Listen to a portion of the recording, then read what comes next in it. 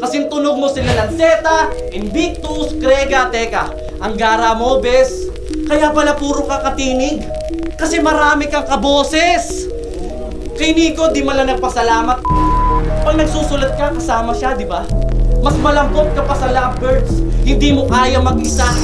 Sakto na blacksmith ka nga kasi yung mga gawa mo katana ng iba. Di ba?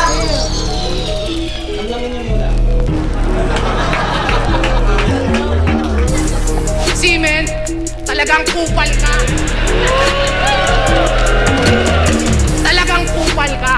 How come na nakilala ka bilang ni Looney pero di nang sarili mong similya? Akala mo may kasunod pa. Simen, kupal, similya.